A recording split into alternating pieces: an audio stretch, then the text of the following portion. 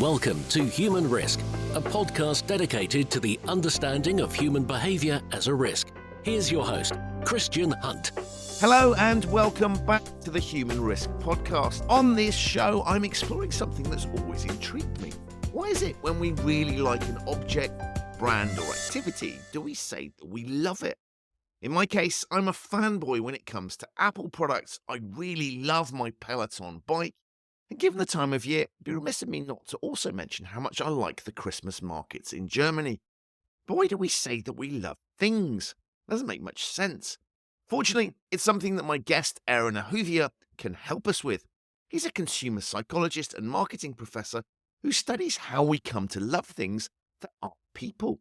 His book, The Things We Love, How Our Passions Connect Us and Make Us Who We Are, shows that we're far less rational than we think when it comes to our possessions and hobbies. In fact, we have passionate relationships with the things we love, and these relationships are driven by influences deep within our culture and biology. Sometimes we'll have sudden, obsessive and fleeting passions with objects. Others are devoted and lifelong affairs. Sometimes they can turn dark. We can hoard objects or would even prefer to destroy them rather than let anyone else own them. And as technology improves, it's possible that we might fall in love with tech in the same way that we fall in love with people and maybe even lose interest in people. It's a fascinating topic, and you are going to, pun fully intended, love this episode.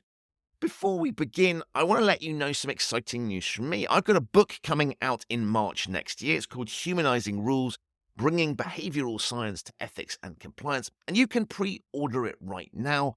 There's a link to where you can find that in the show notes. With that gratuitous plug out of the way, please enjoy my discussion with Ahuvia on why we love things. Aaron, welcome to the Human Risk podcast. Oh, it's so great to be here. Thanks. I'm really excited to have you here. And look, before we talk about your fascinating area of research, can you tell my listeners a little bit about yourself? Sure. So I've always had two sides to my personality. On the one hand, I've had a very entrepreneurial sort of business side. I remember even when I was like a little kid, you know how kids will go around with their lawnmowers and make money. I was really big into that. And I have this memory of like my friends being like, well, we mowed a lawn. We each got like 50 cents. Let's just go to the candy store and be done.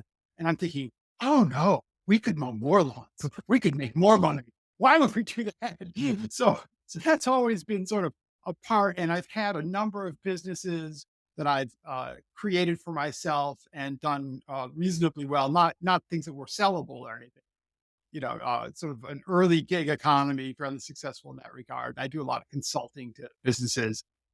I also have this other side. My undergraduate major was in philosophy, and I've always been very, very interested in philosophy and psychology and kind of deep questions about why we do what we do, what makes some things really valuable. Are some things objectively better than other things? Are certain values more important than other values? And that's been a very real part of me too. I've actually started, I'm Jewish, I'm involved with a particular branch of Judaism called Reconstructionism, which is a very, very small branch, but it has a very rational, sort of a combined, sort of a scientific, rational approach to the world with religious issues. My wife and I, we founded a congregation, and my wife is actually a rabbi. And so I have that philosophical, spiritual, humanistic aspect, and I like to find ways to bring them together. And the topic of, why people love products, activities, brands, places, just kind of brings all that together for me. And that's one of the reasons I am so interested in this work. And I'll use the phrase now. The thing I loved about the book that you've written, The Things We Love, is you grapple with something that I think we all sort of just do in passing. We'll talk about buying things. You go, I love that. I love my bike. I love my, whatever, phone or handbag or whatever it happens to be. And you've taken something that, until you pointed it out, I hadn't really thought about that. What inspired you to write the book? So I got my PhD, my undergraduate degree is in philosophy, as I mentioned. this will probably shock some of your listeners, but it was not easy to find a job with a degree in philosophy. And uh, I had taken a few economics courses and business courses and enjoyed them and found that I had a kind of an knack for that thing. But I was finally found a company named Duff and Phelps. It's still around. And it's set up. I was very interested in employee owned businesses and workplace democracy, so other ways of organizing the workplace. And this company was a straightforward financial services firm, but it did the financial hard work to set up employee buyouts of companies. And so I ended up getting a job there. And I learned that I found the topic very interesting, but found the work awful. But just really tedious. It wasn't tedious for everyone. They just had me doing a lot of tedious stuff. But they also told me that I would need to get a MBA. So I had started in the MBA program at Northwestern. This was in Chicago at Mhm. Kellogg. And partway through the program, I confided in one of my teachers that freaking hate my job. Like, it's so tedious. And he said, make a long story short, why don't you come and leave the MBA program and join the PhD program in marketing? And you can be a marketing professor. So I thought that sounded way better. So I did that. And so now I'm in the PhD program and I'm taking a course from the very famous professor, Philip Kotler. Uh, and he's talking about how everything is marketing and how even dating is marketing because you're marketing yourself. Right. I found that really interesting. He connected me to a professor, Mara Edelman, who actually had information on a dating service, data from a dating service. And we wrote 5 big papers together and became, this was in the late 1980s when dating services were just starting. We became, I will say without fear of contradiction, the world's leading academic expert on dating services.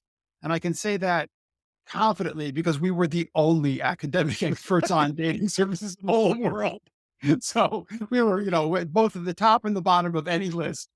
Uh, and eventually, though, I needed to do my dissertation. I knew dating services wasn't a good topic for a lot of reasons, but I had spent years studying the psychology of love and attraction because of all the dating service work.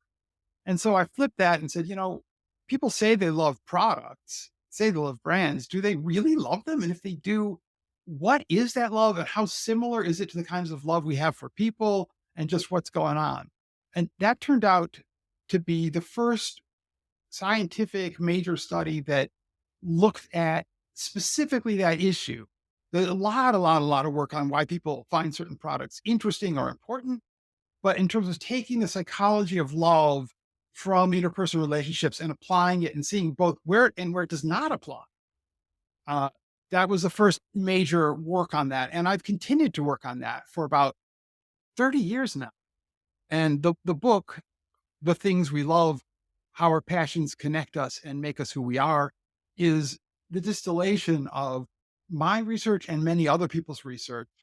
And it brings it together into really a new theory, which you could call a theory of brand love, or you could just, if you're not interested in brands, just call it a theory of love. And that's how I got where I am. A wonderful journey. And I love the idea of being poached from one academic tract into another one and following your passion. You started the book by talking about what do we mean by the word love? And because it's a very, we understand it, what it means in the context of humans. But as you point out in the book, we often glibly use it for things where we don't really mean it. What I might say to my partner, I don't mean the same thing if I talk about I love my bicycle or love my phone. Yeah. So in my research, I distinguish between when people say I love something, but they're using the word loosely, versus when they say I love something and they really mean it at some deeper level. So there's something to be learned from the way we use the word loosely. And that is what it really comes down to 90% of the time when people say, I love such and such. What they're saying is that's a really good such and such. So I love your car just means that's a really good car. And what we can learn from that is that being a really good car is a very important part of loving it at a deeper level. Because if it wasn't really a central part of that, people it wouldn't make sense to use the word that way. It has to communicate that idea to people. In fact, when you do research where they put people into fMRI machines and do brain scans and compare their brain when they're experiencing love for a romantic partner, love for their children, and love for a product or a brand, one of the things that's different between those is there's a lot more judgment going on, sort of judgment of quality going on when it's a product or a brand.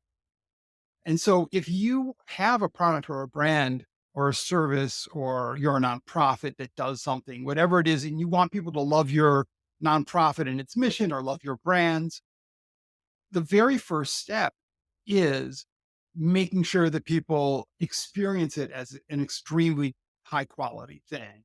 And that makes me feel good, frankly, as uh, someone who's giving advice in this area, because the very first advice I get to tell people is, well, before you try to get consumers to love your product, make sure it's a product that's really worth loving. And focus there. There's no way around that. There's no like secret trick that you're going to use that's going to take a piece of crap product and get people to love it. That's not going to happen. But once you get that, there's so many products that are really good that people don't love, or most people don't. Actually, I'll tell you another really surprising thing to me that came out of some research I did is that if you just ask a whole bunch of people to name up to 3 products or brands that they love, what you find is that there's a very few brands, Apple, Nike, Samsung come to mind, that are loved by a lot of people. However, there's an enormous number of brands that are loved by just 1 or 2 people. In fact, in the study I did, in the sample I took, for every 1 brand that was loved by 100 people or more, there were 250 brands that were just loved by 1 person. So what that says is the things people love, it's kind of idiosyncratic. It's, the people they love all kinds of different things. And if you are a business, the good news there is that there's probably a couple people that already love your products or brands, no matter what they are. But the bad news is that unless you're one of these few companies that have really cracked the code on how to do this right, it's not enough people to make a difference for your business. So it's possible. The fact that someone loves your brand tells you that it can be done, but it's not being done at any level. Right. And there's an interesting tension there when you talk about the brands that are loved by lots of people, which is that, so on the one hand, everybody's got it, everybody loves it, right? So Apple, if I take Apple, for example, the iPhone is prolific.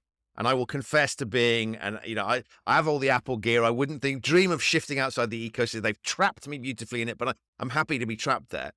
And on the other hand, you've got that kind of thing, that secret that no one else knows about, that you're really proud of knowing about, and the sort of exclusivity piece. And they strike me as being kind of contradictory, but they both exist in the world. I wondered, what is it that makes something like an Apple or a Nike so popular? What other things, what is the code that they've cracked? So if we go back for a second to that question about, what do people mean when they just use the word loosely, just saying, oh, I love your haircut. Yeah. So what they mean is it's excellent. But then there's a bunch of things that people do love in a really serious way. And in that case, it starts with it being excellent, but then there's more. And the more is where, in my mind, things really get interesting. So there's a bunch of other things that have to happen to take love from that sort of superficial level to a deeper, real love kind of level. One of the things that is involved, and during this talk, I'm sure I'll get to a bunch of others, but one of the first places to start is identity. So people have an idea of who they are. And our identity, what helped me realize when I was thinking about this, is that you can think of it as having 2 parts. So part of who we are is our consciousness, this conscious experience that we all have of the world, the little voice in our head that we hear. That's not really what I'm talking about. Things don't become part of that. But in addition to that, there's another aspect to our identity, and that is a category in our brain. just like we have all sorts of categories. Like we have like a category for cars and trains, and we put things in that, or we have a category for things that are from France or things that are from Japan, and we put things in that. But we have a category in our brain of things that are me, and we put things into that category. That's a super special category because when you put things into that category, it's not just that, oh, I think of it as me, but all kinds of very unusual and powerful things happen psychologically when something goes in that category. It's really not, it's a big deal to put something in that category. And one of the things that happens is we become very, very interested in that because we're interested in ourselves. And we are willing to make sacrifices for things that are us. So, and we don't even think about them as sacrifices. And this comes, the reason we do this, the reason we put things into this me category is because love evolved. So at first, so that parents of animals, we're talking about animals long before they were humans, so that animal parents would take care of their offspring. You can think about the fact that there's a lot of animals out there that when they reproduce, they don't do any parenting. They lay like 1,000 eggs and the eggs get fertilized and they're done. And that's their evolutionary strategy. Right? But there are other animals out there that have the offspring and then they feed them and protect them and what have you. I believe one of my theories about this in terms of evolution, and I can go into some of the reasons why, it's kind of a long story, but I believe that the way that this evolved in animals, this taking care of your children behavior, is that the animals already had this behavior of taking care of themselves. And when something happened, a random mutation or change that led some of these animals to extend that category of, oh, I'm going to take care of this. So not only does it include your body, but now it includes your children. Then the behaviors they had for taking care of themselves extended to the behaviors they had for taking care of their children. And what happens in humans is we later learn to extend this in a slightly weaker, but still incredibly powerful form to friends. So now we take care of our friends the way we take care of ourselves because we see them as part of this category of like who we are as people.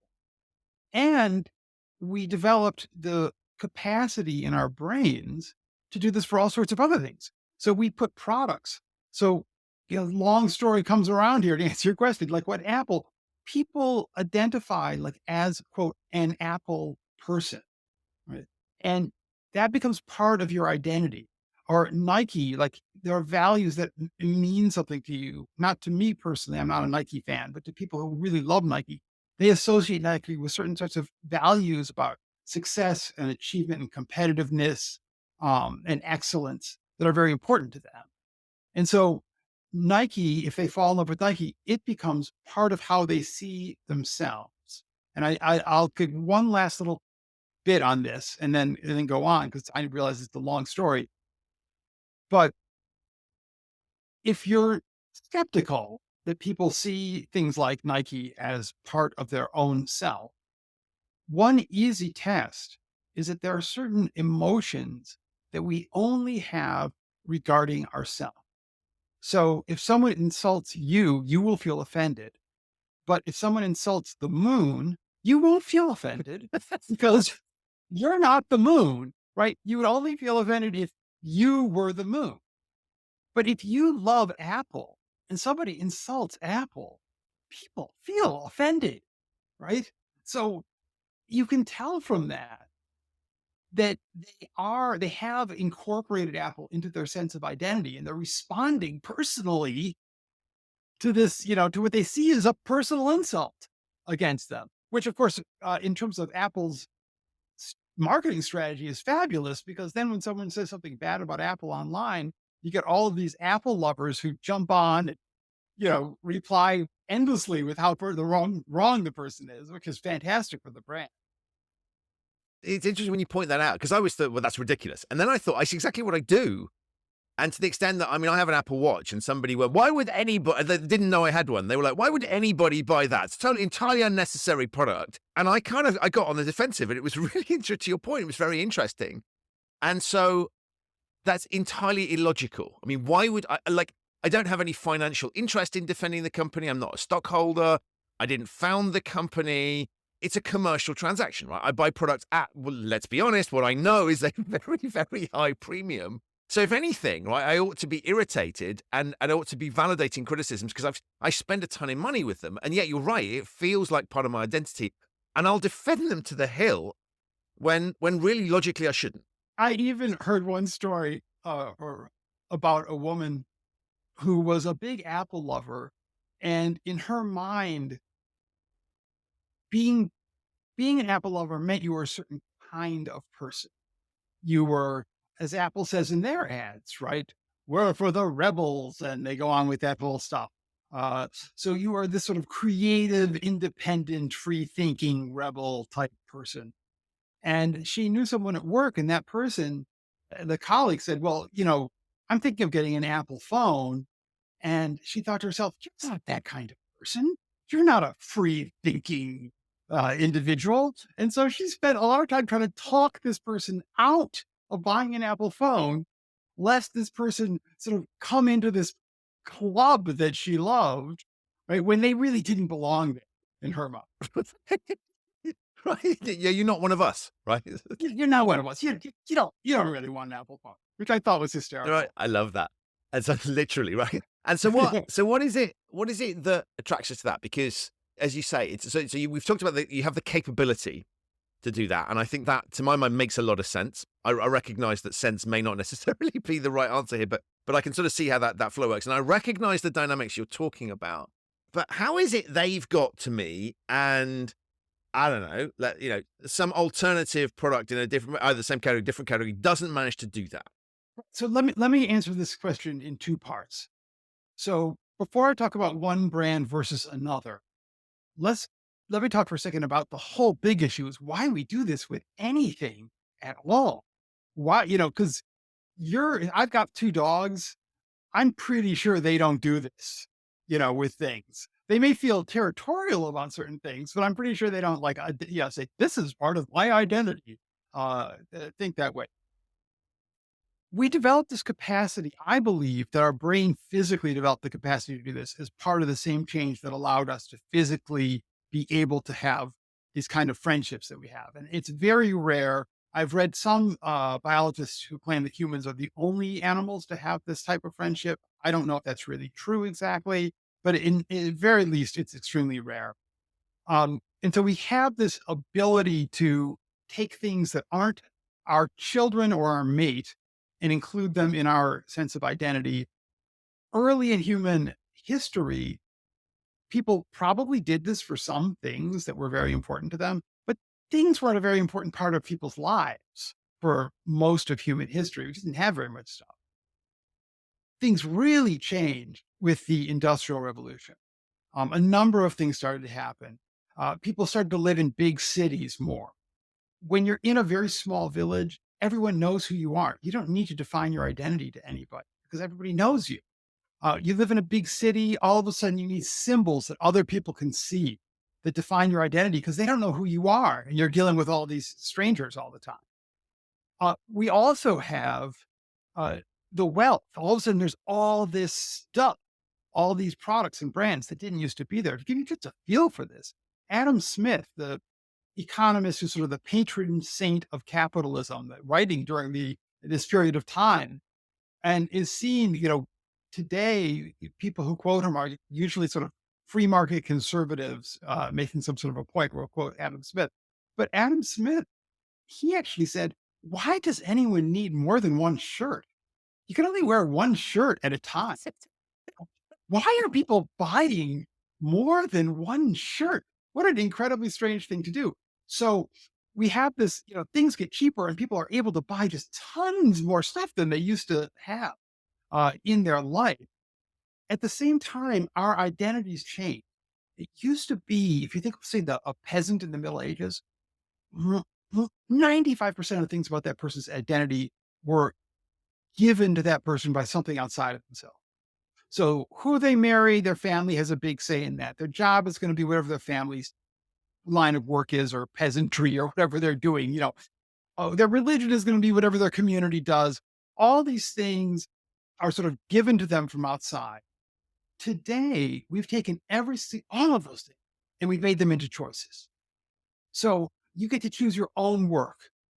You get to choose now your own gender. You get to choose how you're going to appear in your body.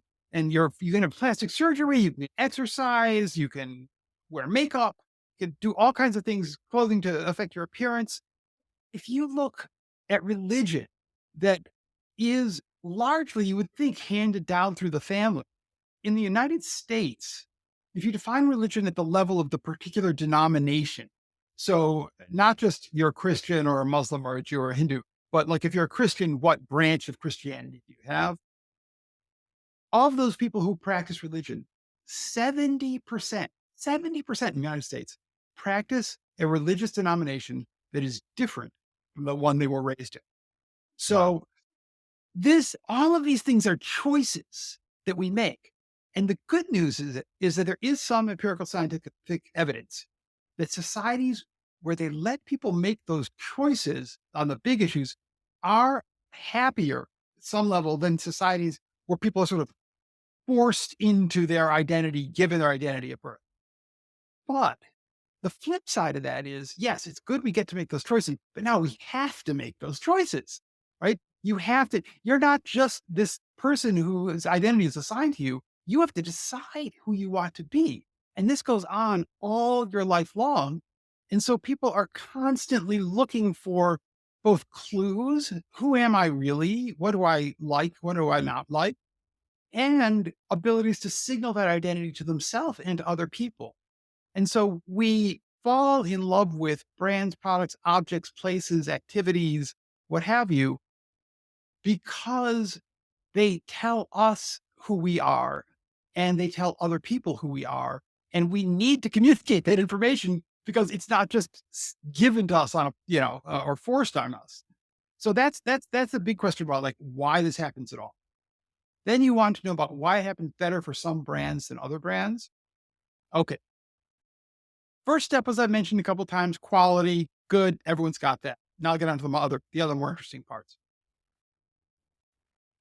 You need for the process of using the product to be enjoyable. So if you have a product that's very valuable, like life insurance, but the process of using it is not really enjoyable, I've never had anybody tell me they love their life insurance. It's for 30 years about things they love. You're probably not around to find out, right? You don't have to find out. Nobody's ever said that. So it's very clear that we have this phrase, does she love him or does he love her? Or are they just using the other person? And that phrase translates over into brands or products or activities that if you really enjoy using it, then you love it. And then if it also produces other benefits down the road for you, that just makes it even better. That's great.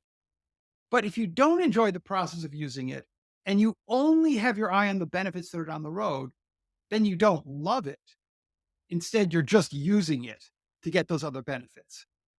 So there's a number of things. We can get back to some of the other ones, but one I'll throw in here is, quality. And then what I call intrinsic enjoyment, which just means you enjoy the process of using it. And sometimes it can be really pleasant. I'll give a free plug. I've never talked to get nothing from this company for this plug. But I started using software called Descript. I love that. Yeah, I use that. Use that. I heard about it from a podcast host. And what it does is it allows you to edit audio and video much more easily than you could have before. It works fabulously well. And I actually passionately love this. And you can hear because now I'm taking time in this to plug them free of charge because I want to tell everyone because I love them. Is it enjoyable to use? It is a little bit enjoyable to use, but I actually think the big enjoyment that I feel when I use it is this relief that I'm not using something else. It takes something that used to be this enormous, frustrating negative and turns it into a mild positive. But in my brain, I still remember the negative. So the change from the huge negative to the mild positive is pretty high. I feel that is the enjoyment for that.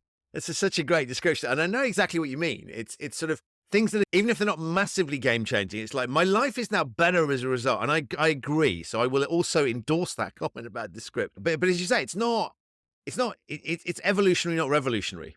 It's not something like, so if I look at something like the iPhone, right, that genuinely was groundbreaking at the time because it broke that simple rule of, well, if you had a phone, you have to have a keyboard. And they went, no, we do not. And suddenly it's like, whoa. And now, of course, if you tried to introduce a keyboard, you'd be like, what's this weird thing that you put on here? That would seem unusual. So it's interesting when you say that I can see the sort of the big game changes, the big wow moments. But from what you were just saying there, it's a relative thing. If it improves things, then actually we can start to fall in love with it. Yeah. So it's got to be it's something that really strikes you as better in some way. And specifically, it isn't just that the outcome is better, but the process is more pleasant, more enjoyable, less frustrating. Uh, and the outcome then can be better too, and that makes it even better. Um, but there's another aspect to this, which is one of the things that I think is newest in the theory. I sort of have a theory of brand love or the psychology of love of things in the book. And what I think is the newest big idea in there is that in terms of human evolution, our brain is designed, has evolved to separate things from people to an extent that I never really understood when I first started doing this work. So your brain automatically, when it sees something, says, is this a person or is this anything that isn't a person? And it thinks about these things in very different ways. Sometimes, not in every case, but in some cases, they're actually different physical parts of the brain that are used for people versus other things. So if you see a Roomba sweeping a floor, you'll think about that in one part of your brain. If you see a human being with a broom sweeping the floor, you'll think about that in a physically different part of your brain. Love is a process that through this, segregating off of people from things, it's reserved for people. It's, very much so is reserved for people. Whenever you've got an activity or object, object you made yourself or a product or a brand that somebody loves, they are using the people thought processes and applying those to this thing. And there's three ways that comes about. So one is anthropomorphism, that it kind of looks or talks like a person until your brain gets confused and thinks it's a person, and then you can apply that.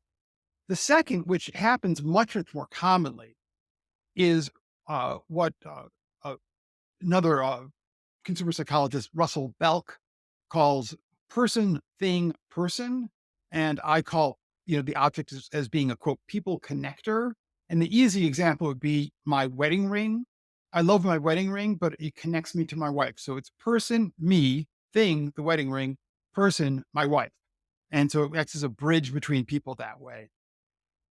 This is extremely common. And at least it's extremely common among the things we love. And what I believe is happening is that we're connecting that object or activity to another person. And then when we think about them using the sort of people thought processes in the brain, we also think about this object that way. And that's how it gets brought, eligible for love. And then the third, which you've already mentioned, is it becomes part of your own identity. And that leads your brain to think about it the same way it thinks about people. The more I hear you talk and the more I think about it, that this is prolific, right? So wedding ring's a great example. That feels like a good thing. But if I think back to sort of, signed sports shirt, which is a link back to a sports person that I might never have met, but it's exciting to own this piece of, but that was part of history, and even if it wasn't part of history, right, it connects us to that history and to that thing. And so on the one hand, I can see this as a force for tremendous good, right? The wedding ring is a really positive thing. On the other hand, it can make us buy a load of stuff that we really don't need and get attachments to things. So is it really a mixed bag? Or is the overriding message here a good thing, or does it just depend? It is a mixed bag, I think. So for the most part, there is this concern that people might love things instead of loving other people. for the most part, at least with the current technology, that doesn't happen. I'm kind of a little worried about some future technology where that might start to happen. But for the current technology, that doesn't happen very often. And in fact, what you see a staggeringly common amount of the time is that the reason we love things is precisely because they improve and support and sustain our relationships with other people. So people love the television set because they watch sports games with their friends on their television set. I love a lot of kitchen stuff because I love dinner parties and connecting with people at dinner parties, and it helps me have those dinner parties in a way that I'd love. So most of the time, it really is supportive of our relationships with people, but not always. Sometimes it can get astray. And what I've sort of pieced together through studies on this and the scientific data on this is that what usually happens is a person starts to be a little bit lonely. They're not able to solve that problem directly. They look to objects and things that they love. The things that they love cannot cure the loneliness, but they can help with the boredom. It used to be that boredom led us to socialize with other people, and therefore the experience of boredom helped us meet our requirement for relationships with other people. I think most of the listeners to this podcast probably already know that there's an enormous amount of loneliness in our society, and it's extremely bad for people. It has emotional problems that comes with it, but also terrible physical problems. So it's a very serious issue. Um, in the past, part of the way that people got their daily required component of social interaction was that in order to do something interesting, you had to do it with another person. Now, we have, more solo activities that are pretty interesting. So people can solve the loneliness problem, solve the boredom problem, but they don't solve the loneliness problem. So they start to use this stuff and it solves the boredom problem. And then what happens, interestingly, is once people start to get lonely, you would think that they would be very open to social contact. But actually, what happens in their brain is they start to become less open, it becomes this terrible vicious cycle. And they get, further and further away from people. And then they start using these things more and more as substitutes to take their mind off the fact that they feel terrible because they're not having the social relationships that they need. So, what I really urge people to do is to say, first, okay, look at the things that you love, the activities that you love, and they could be commercial activities or hobbies that have nothing to do with spending money, just whatever it is. Look at the activities, look at the places, look at the objects, look at the brands that you love, and think about, how does this connect me to other people? And then think about, okay, you didn't perhaps realize at the time that so much of the value you got from this was really the way it connected you to other people. Now, hopefully you'll see that. And then ask yourself, how can I make it do that better? How can I use this in a better way to connect me to other people? And how can I keep my priorities straight and don't let my interest in this activity be an excuse to take me out of social situations that maybe feel uncomfortable to me at this moment, but in the long run are really going to be helpful. And that's fascinating because I was musing on, a lot of 21st century toys, as you point out, and whether that's computer games, video games, or other things. Really, we can see that as a challenge in society and people losing their ability to interact with other people, and that led me on to think about the pandemic. And have you seen any? It may be too early to tell, but have you seen any sort of changes as a result of that in terms of this relationship with things? Oh, yeah. I, I think that people during the pandemic retreated into the relationships with things. And we saw, for example, Netflix, huge increases in subscribers. We also saw social relationships move online. So more Zoom meetings and Zoom socializing. My understanding of the evidence is that those sorts of digital connections don't provide the social nutrition that face-to-face connections do. There's something about being able to smell the other person, I guess. I don't know what it is. But, I always thought it had something to do with beer, but I'll take the smell. it absolutely does. Beer is very, very key in some of these situations too. Um, so yeah, I think that's heightened this situation. And again, I don't think the situation is as bad as some people do. I mean, I think there are people who, at a very uh, s- reflexive level, think that there's an opposition between people and things. And so they think like if you're involved with things, it must be that you are not involved with people. And they don't really see the extent to which, no, we're involved with things because it helps us be involved with people. And that's the whole point of, what, I mean, the whole point, because 80% of the point of what we're doing with this thing. So I think that there's, in some ideologies could loosen up a little bit on that. Uh, However, it can still be a problem, even if it's not, the world's biggest problem right now. And it's interesting because that's what you might sort of term pornography logic, right? Which is that is bad because it creates artificial, it's basically an artificial environment. It's stopping people building real relationships with real humans. So I can concoct that logic for there. But you're absolutely right. Not everything is like that, and there are lots of things that I think, I guess at its simplest level, gives you something to talk about, right? If I'm an Oh, Apple fanboy, as an example, or I mean, Peloton's my favorite example. I never understood why anybody would buy one, and then I got one, and now I'm evangelical about it. And I sort of, it's almost the point where, and he was reading your book that made me kind of go, oh, maybe maybe I should stop talking. Like it's a bit embarrassing. yeah, no, I totally hear you about Peloton. And one of the main benefits that people get from things they love is exactly something to talk about with people. You see this most obvious example is people who love sports, especially among men.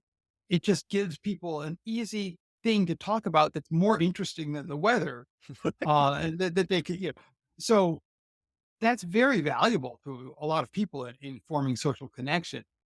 With Peloton, um, I have a theory. I've done a fair amount of research on pride, things that people are proud to own or proud to have done. And this next bit is something I have only intuitions about. I don't have data yet. I'd love to get this data, but it's been my observation that there's a reflex where if you're proud of something, it triggers something in your mind that you want to share that with other people. You want other people to know about that. Um, so, I totally do that. I was very pleased here. Look how smoothly I'm going to work in a plug for the book here without making it sound very natural. No one will spot this. I- Nobody will spot this. So I was very pleased. A couple weeks ago, Amazon named my book one of the 20 best business books for 2022. Slick there. And Beautifully done. I made sure everybody knew about that. Right. And part of it was instrumental. It was professionally useful for me to do that. But uh, it was also just like, I'm really proud to sort of got to do that. Never did Peloton, but I used to do CrossFit. Right. And you think the Peloton people are bad. The CrossFit people are the worst. And when I would get done with CrossFit, I would just be compelled to tell anyone who would listen that, listen to what I just did in this workout. You would not believe what I just did. Um, and I think it's because I'm proud because I work so hard. And I think that's for Peloton too. You do something you really didn't think you had it in you to work that hard. And then you just want to tell people because of the pride that comes from it. If I think about when I get a new passion or addiction to a brand, say, is that, and this may be a chicken and egg question, is that influencing my character or is my character changed and I'm already there? How does that interaction work? Right. So you mentioned the possibility that might be a chicken and egg thing, and it is a chicken thing. It works in both directions. Uh, so sometimes we discover things like you'll try, well, here we mentioned Descript Mhm. as an app. So this was recommended to me. I tried it. I really liked it. And I never knew that I would like it. I just sort of discovered this. And then I said, oh, I guess I'm this kind of a person. I'm going to be that becomes a part of my identity. And when you try something and really like it, we see that as a sign that this is authentically a part of who we are. Our pleasure in using this thing or the experience becomes in our mind, a, essentially like like a sign from God. If you're religious or not, you don't take that Well, metaphorically. sort of destiny type thing, right? It's Is a it what? destiny. It's a sign from nature that this is really who you are. Um, I remember interviewing a woman about music, and at first she said she loved music, and then she said, "Well, actually, I don't really love music." And part of the reason was she didn't know enough; like she couldn't tell you what band was playing what song, and part of it was it didn't spark joy, to use that famous phrase, in her quite as much as she thought it should, it to be really part of who she was. So things that we click with, that's one of the things that people tell me a lot when they list sort of how they knew they loved something. Often there'll be this intuitive rightness about it. And that's what can fall into the sort of the love at first sight experience, or love at early sight, early in the relationship. I've had people talk about clothing, like, oh, I saw this outfit on a mannequin halfway across the store. And the minute I saw it, boom, I knew that was for me. Or people, when they're shopping for houses, like, I just knew. I was on the street looking at the house from the outside. I thought this would be it. And when I walked in and just opened the front door and stepped into through the inside of the house, immediately I knew this is it. This is the one. So you get that kind of look, of experience, that intuitive experience. And that tells you, oh, this is right for me. This defines who I am. And then from there, because it's part of you, it becomes something that you love. Um, And so it's really replicating, to your original point, it's really replicating the way that we interact with other people, right? There are some people that we might be instantly attracted to. There's other people that will grow on us over time. There are people that we thought we didn't like and we realize we actually really do, and vice versa, right? And so I guess it's the same thing. So your anthropomorphic, I always get that word wrong, illustration, this is the idea, just to remind people who haven't heard this before, this is the idea of something looks like a human. So a car that looks like it's got a smiling face on it, it'll attract it. So there is this very strong, it's because it's the same emotion, we end up with those same dynamics that we would find with people, with objects, brands, and so on and so forth. right. And it's because they're not identical. There are some differences, but they're highly similar. They have a lot of the same things going on. And that's because when we love something, our brain has mistaken it for a person in some way, right? As you said, it could be because it looks a little bit like a person, and so we think it is a person, or it's just that we've connected it in our mind with a person, and so it becomes part of them, and so we start thinking of it the way we think about a person, or it's part of us, and we're a person, so we start thinking about it the way we think about people. Uh, so yeah, but you also mentioned there's these two sort of trajectories in human relationships. Love at first sight versus the gradually falling in love with a person. And research on human attraction finds that those are both really powerful, really common ways that things work. I was lucky in my romantic life to have like this love at first sight. It wasn't quite first sight, but when I met my wife at the end of our first date, I went home and told my roommate that I was going to marry her. And she went home and wrote in her diary that she was going to marry me. So we both knew Beautiful. after one day. It was amazing.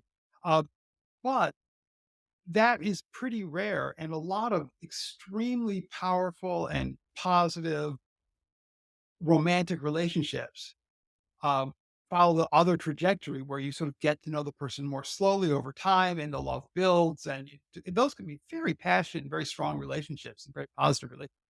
And you see that with things as well, that there are some things that people like the first time they taste this food. Oh, that's so good. Right. And they feel this is really an authentic expression of who I am as a person. This is the real me because I'm having this intense reaction. Uh, on the other hand, there are many, many things that grow on us slowly. And if I have any sort of advice for listeners, it is to give things more of a chance. Let that happen. A lot of the things that we think are just inherent tastes are really things that we learned to love slowly over time, but weren't aware of it at the time. So I'm a big music fan. It is very common that people fall in love with the music when they get to be about teenagers and then through their early 20s. And then for the rest of their life, they go through their life thinking whatever music happened to be popular when they were young at that age was just coincidentally the best It's the music best ever ever, written. right? And it's just the best stuff out there. And that's fine. If you want to do that, go for it if that floats your boat. But if you're someone who likes music and wants to sort of keep going and develop new tastes and love newer music that's being created, you have to give it a chance. You have to listen to the same thing a number of times to make up your mind to get to like it. And you may think, but wait, I didn't do that before. Oh, yes, you did. When you were a 2-year old, there was music playing in your house. And as you grew up, you heard certain types of music. It wasn't exactly what you fell in love with when you were 14, but it set the stage for that. And then when you were in high school or whenever it was, your friends were playing this music all the time. And you didn't have to go out of your way to listen to it. It just was there in the environment. Every time you got in the car, you turn on the radio and play the same damn song over and over again. It's so glad you don't have to hear that anymore. But so you learn to like this stuff slowly through many, many repetitions. You just weren't really aware of it. Now if you're older, you're in a situation where that's not going to happen automatically. You don't hang out with your friends. If you're like over in your 30s or later, you're not like in a social situation where your friends are going to be playing the same song for you over and over again. So if you want to continue growing your tastes, you have to make that happen for yourself. And I would say that's true for any area.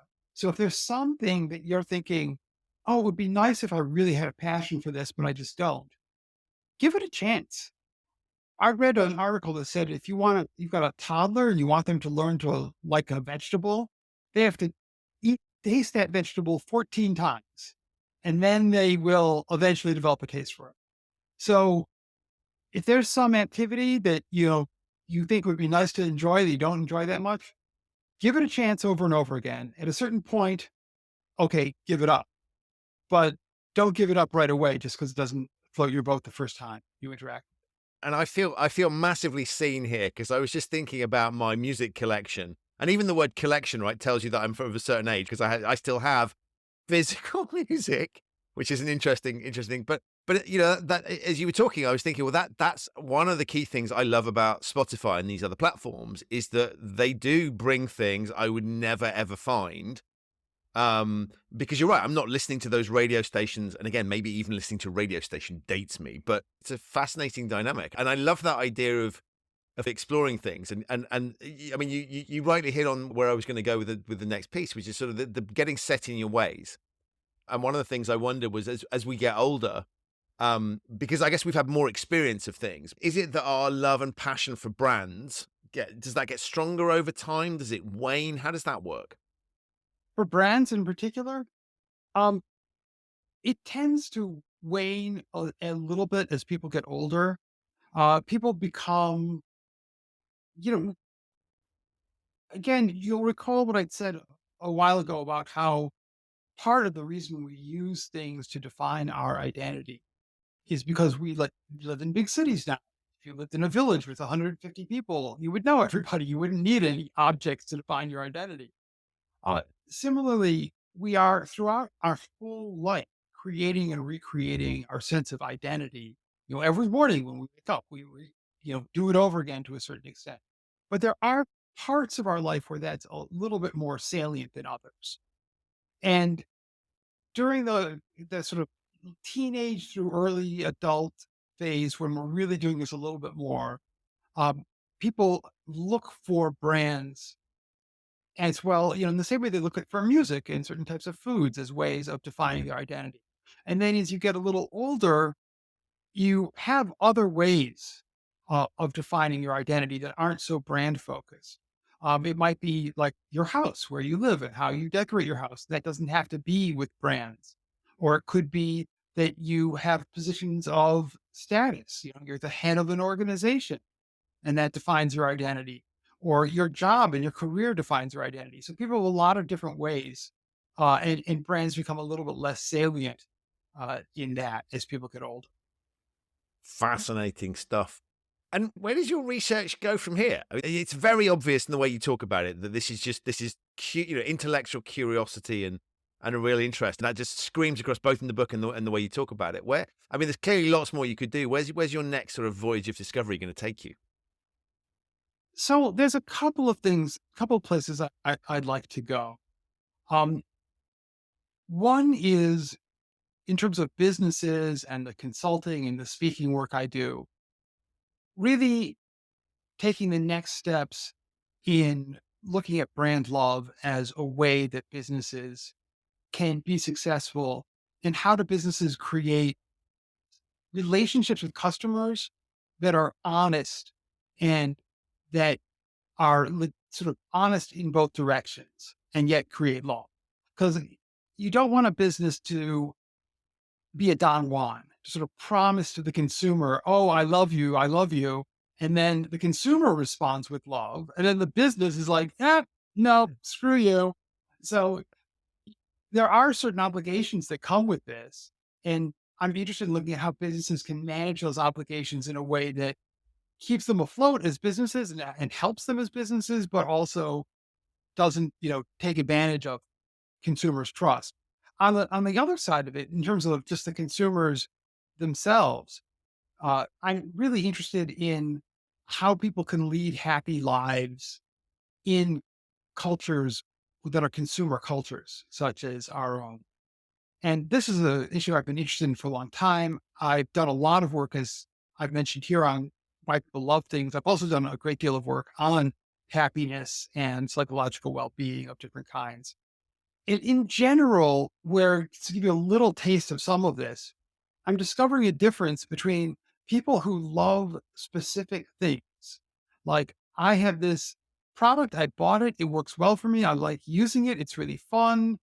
I like the values of the company, and I love this particular product. And those people tend to keep the products for a very long time. They repair them, and they actually consume less and spend less, which I think is a good thing because they're not constantly replacing things. Versus people who don't actually love any physical object from a company, but they love the idea of the company. So they love it, and then they keep buying more and more stuff from the company, which is good for the company, but not necessarily good for the consumer. So I'm interested in looking at, from the consumer perspective, what can really, how can individuals fill their life with activities that they love and objects that they love, and have a sort of a world surrounded by loving the things around you and the things you do, and do this in a way that really builds your own psychological well-being and contributes to the community, and not something that just causes a lot of waste and pollution and unhappiness for yourself. It strikes me that there's a thread across what you've been talking about, which is what I might loosely term sustainability. Both sustainability of human interaction, there's an environmental angle in terms of sustainability about what you've just talked about. Is that something that drives or motivates you, or is that just inherently there in the subject? No, it definitely does. I am very interested. Obviously, we should all be very concerned about global warming. And one of the causes of global warming is the throwaway culture that we have. And there's two sort of basic schools of thought on this. One school of thought is the way to avoid the waste that comes with the throwaway culture is just to deprioritize things, like not be interested in things, don't buy them at all, and just focus on other aspects of your life. And if that works for you, that is fantastic. Go for it. More power to you. But there's a lot of people who like things, and I don't think that sort of more ascetic approach is going to appeal to everyone. So the other question is, okay, how can you become more sustainable? Perhaps by loving things more. So I'll give an example here. A lot of people are interested in clothing, And there is a creative aspect to shopping for clothing and choosing it. And, you are cultivating a certain sense of taste there.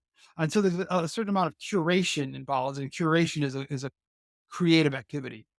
So there is some creativity there, and people like it, but they go out and they buy the clothing. And then what they really like is the shopping. They don't really use the clothing and they just go and buy more. What if you loved clothing so much that you weren't content to shop for it? Instead, you wanted to design and sew your own clothing. You could be more into clothing, more into design, more into fashion than you are, and you'd have a much deeper relationship with that. But it'd probably be a lot easier on your pocketbook at the same time. And the process of creating one outfit might take you a year, as opposed to buying something, five different things on an afternoon and then never really getting around to using any of them.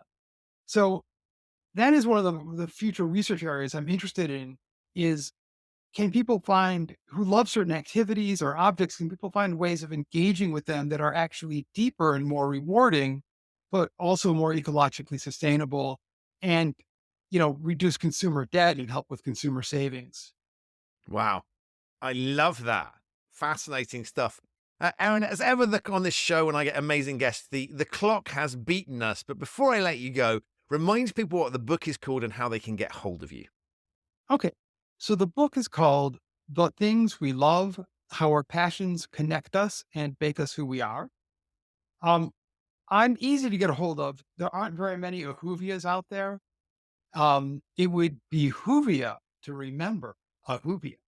So a friend of mine came up with that. Thank you, David. That's very nice. Ahuvia. And if you go to our website, thethingswelove.com, you can connect with me there. I've got a blog through Psychology Today called the Peace, Love, and Happiness and Marketing blog. And sign up for the blog, and I'll keep in touch with you. Amazing. Well, I will put links to all of those things in the show notes for people that weren't able to scribble quickly enough, but I love that amazing way of remembering as well. So thank you for sticking that earworm into the end. But above all, thanks for writing the book, because it's like a great read. I loved it in every sense. And I've also loved speaking to you. Thank you so much for joining me on the show. This has been super fun. It's a wonderful podcast. You're great at what you do, and it's really been a pleasure to be here. So thank you very much. Thank you. So that's it for this episode of the Human Risk Podcast. My enormous thanks to Aaron for appearing, and to you for listening. To find out more about Aaron and his book, The Things We Love, How Our Passions Connect Us and Make Us Who We Are, have a look in the show notes. There are links to those there. If this is your first time listening to the Human Risk Podcast, welcome. You can subscribe wherever you get your quality audio content. It's available on all of the major podcasting platforms. To catch up with previous episodes that you might have missed, visit humanriskpodcast.com. If you're interested in pre-ordering my book, Humanizing Rules, Bringing Behavioral Science to Ethics and Compliance, there's a link to that in the show notes as well. I'll be back very soon with another episode of this show, but in the meantime, continue enjoying the objects and brands that give you excitement and make you happy. But don't forget that people are also important. Stay safe. Have a wonderful pre-holiday season, and thank you so much for listening.